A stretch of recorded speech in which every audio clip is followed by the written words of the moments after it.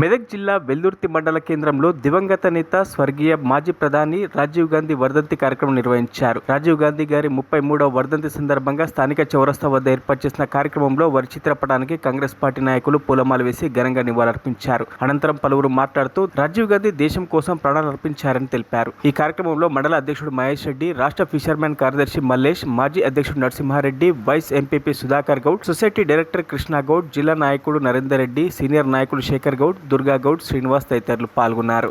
జవహర్లాల్ నెహ్రూ వారసుడైనటువంటి ఇందిరాగాంధీ కుమారుడైనటువంటి రాజీవ్ గాంధీ గారు 40 సంవత్సరంలోనే రాజకీయాల్లోకి వచ్చి తన తల్లి మరణం తర్వాత ప్రధానమంత్రి చేపట్టి మన దేశ ప్రగతిలో ఎనలేని కృషి చేయడం జరిగింది.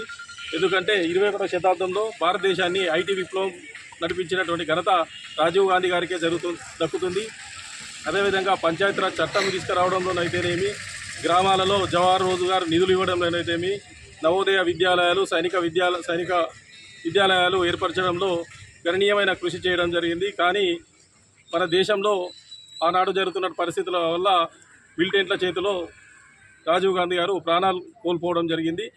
రాజీవ్ గాంధీ ఆశయాలను కొనసాగిస్తూ కాంగ్రెస్ పార్టీ కార్యకర్తలు నడుచుకొని ముందుకెళ్లాలని ఈ సందర్భంగా కోరుకుంటూ రాజీవ్ గాంధీ మాజీ ప్రధాని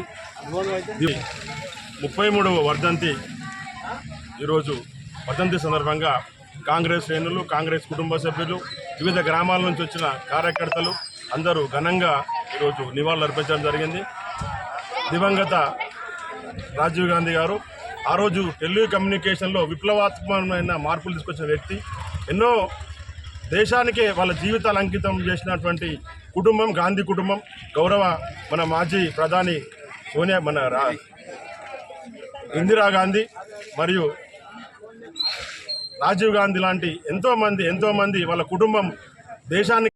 మరిన్ని అప్డేట్స్ కోసం మా ఛానల్ని సబ్స్క్రైబ్ చేయండి.